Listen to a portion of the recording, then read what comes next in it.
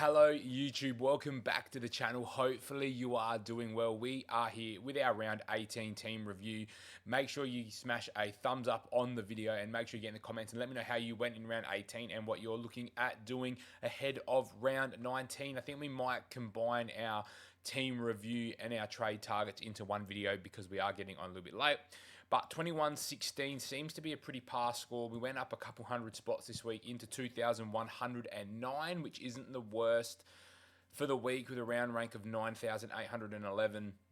And we did have a few things go against us this week. As you can see, I had the VC on Nick Dacos, the captain on Connor Rosie, and we still went up a little bit. We had the Tristan Sherry 58 and the Matt Kennedy 30, but we avoided the poor scores of Nick Martin, unfortunately, but we copped that over in a super coach. And we avoided Jason Horne-Francis, which was a nice score this week, but something we don't have to deal with moving forward, which is nice.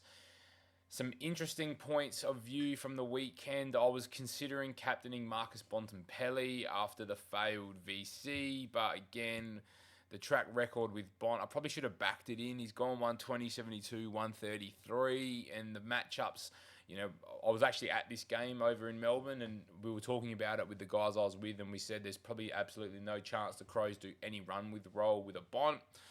If you end up captaining a 166 instead of, a 58, you're looking at, major rank gain as well, just in that alone, which is frustrating. The other option I obviously had was Zach Butters, who 104, 97, 107, 79, with a tag, 119, 125.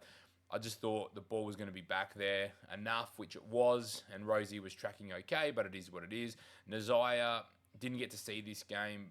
Apparently had a run with roll, which meant Sinclair got a little bit more involved in the play, but I think their run moving forward is going to be fantastic. Josh Dacos, just absolute superstar.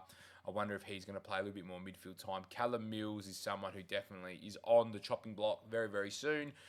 Our trade-ins this week were Caldwell to Goulden and Ashcroft to Butters. So the Ashcroft to Butters didn't end up costing me any points in the end. I was a bit worried about that move with Ashcroft going 115, but Butters 125. We take that and run. But we've got some things to consider moving forward. So Cash is in a really good spot. You got a Manny Liddy there who popped, I didn't even realise he popped to 74 in the end with a -3 break even. Zach Johnson as the sub is probably the first that needs to go at 505k. Archer May with another 65, still going at a break even of 1. Harry Rouston still with a break even of 11. So we've got plenty of cash coming through over the next couple of weeks. So let's get straight into our... Yeah, let's do it. Let's get straight into our trade targets for the week. So if we go the most traded in player, well, you can see the most 2 traded in players are guys that we haven't seen in my team yet. Brodie Grundy. I think if you can make this move happen this week and you're a Tristan Sherry owner, you just need to go and get a Brodie Grundy because the form he's in, 115, 111, 134, 124, 139, and pretty much going at 120 post-buy as well, going against a ruckless North, going against Briggs, pretty much going against a ruckless Essendon. Brisbane's tough, and then Geelong and West Coast. It's an absolute beautiful run all the way home, so you got to take that and run. Lockie Whitfield at 922. Now, I'll talk about this move a little bit more when we go to my team, but obviously I had Whitfield in for the 23 against Gold Coast. I had him in for this stretch here, pretty much from Fremantle, I reckon I brought him in for that 92, 80, and then he did pop a few nice scores for us along the way as well. I think he's back in that role at half back. He's had 11 marks as well, which was massive for Lockie. So I think he's going to be back in that primary distributor role. Him and Ash just linking up together will be fantastic. Lloyd Meek, I can understand, but at 988k, is he really going to go at 100 for the rest of the year? Tough matchup, tough matchup, tough matchup, tough matchup, tough matchup, tough matchup. Don't think so. I would not be going Lloyd Meek. What's he? He's 998. I'd be trying to find the extra 190k if you can to get to a Brodie Grundy. How old's Meek? Meek's only 27. Jack Macrae, again, if you've got a Nick Martin, I don't mind the Jack Macrae move. Again, playing midfield time. Runs really good. Melbourne, North, Richmond, Essendon, for the next 4 after this week. So I'd be very keen on a Jack Macrae. Max Gawn, 100% you can go and get Gawny. Everyone spoke about the 3 tough matchups post-buy, and he's gone 89, 89, 88. Now the run opens up for Gawn against Carlton. I mean, Carlton's tough if they're going to go double ruck, but then you've got St Kilda, West Coast, Bulldogs, and Hawthorn, which is a good run. Bont at 1.01 million. I think the time to buy Bont was ahead of North, and he's gone bang bang, which is now why his break even's down at 49. Again, this is a tough game against Brisbane, but Essendon, GWS, Melbourne, West Coast, Fremantle. I think you want him for the rest of the season. So not many people are looking at midfielders this week, but if you can find a way to get Bont in, I would recommend that. Petrarca, I'm assuming, is being brought in by people that are selling Nick Martin. Again, decent run for midfielders. So Carlton, St Kilda, West Coast is a very good run. I don't think they're going to tag against Melbourne. I reckon St Kilda are going to go head-to-head and try and win that battle as they are. And then West Coast, Bulldogs, Hawthorn and Collingwood is not the worst run.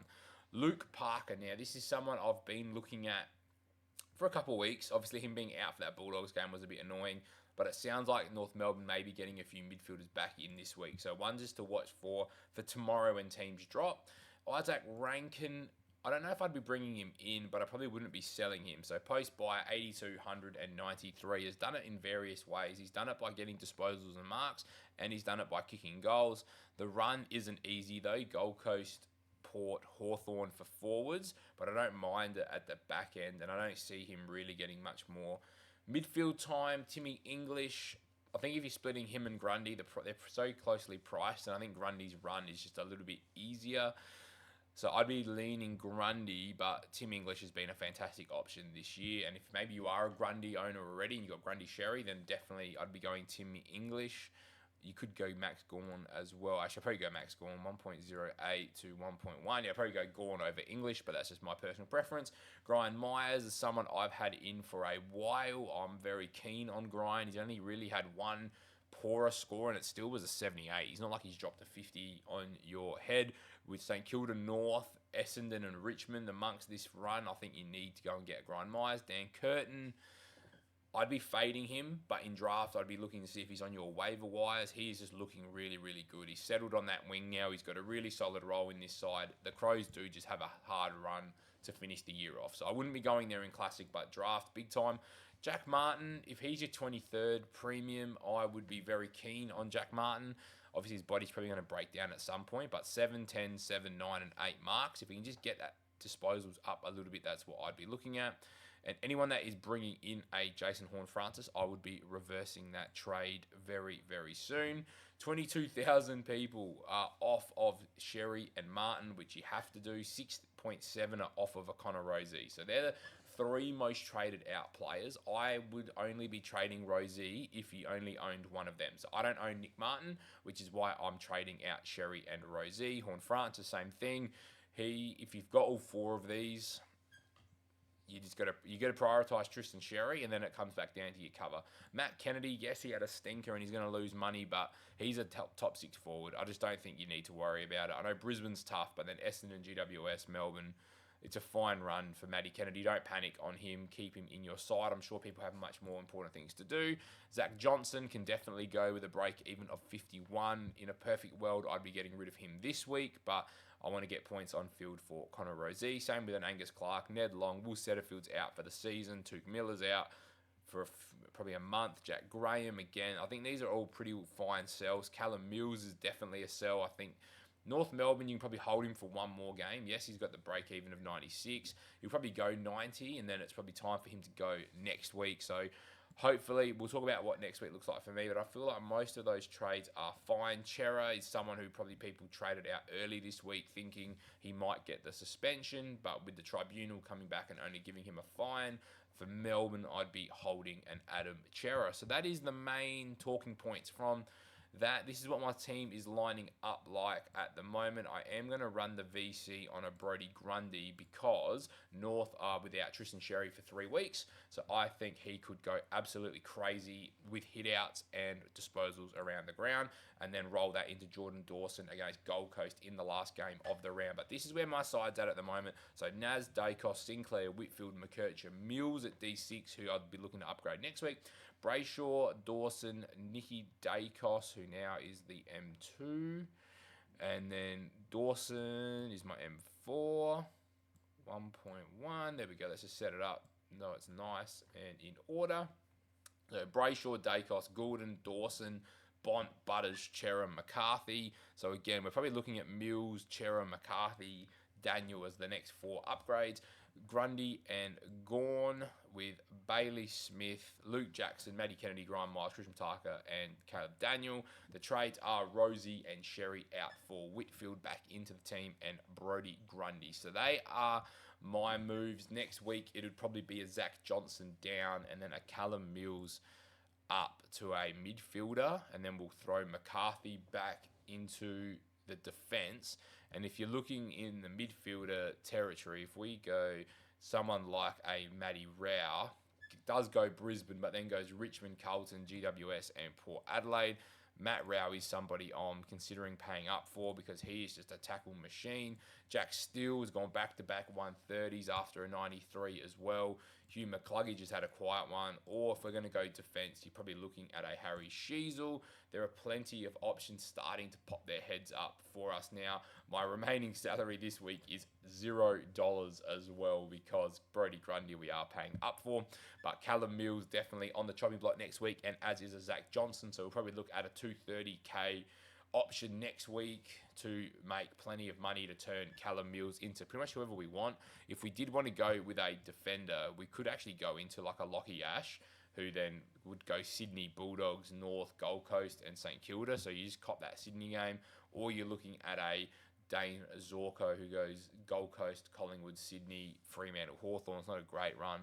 So there are options around, but there's not heaps that I'm like in love with. So that's by price, obviously. If we go in the last 3 rounds, Josh Dunkley really starting to get back on top. Same with the Noah Anderson really starting to, perform really, really strongly. So there are options around, that we can get in. So we're in a good spot. We're at 2,109 overall rank. So hopefully we can bring that rank inside the top 2K and start marching on for a top 1K finish. But if you've enjoyed the video, make sure you smash a thumbs up on the video, and I will get to all your comments down below. So if you've got any trade questions or dilemmas, get them in the comments because I'll be responding to them before Thursday.